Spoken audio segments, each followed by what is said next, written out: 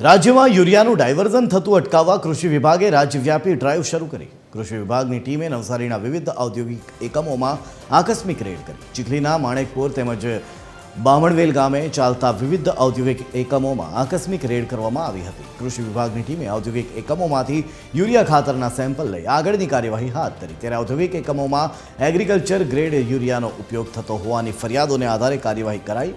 મોંઘા ટેકનિકલ યુરિયાને કારણે agriculture grade યુરિયાનો ઉપયોગ થાય છે, ત્યારે નવસારીમાં ભૂતકાળમાં એગ્રીકલ્ચર યુરિયાનો ઔદ્યોગિક એકમોમાં ઉપયોગ થતો હતો, જેમાં કૃષિ વિભાગની કાર્યવાહીમાં અધિકારીઓ સામે સસ્પેન્શન સુધીની કાર્યવાહી પણ થઈ હતી।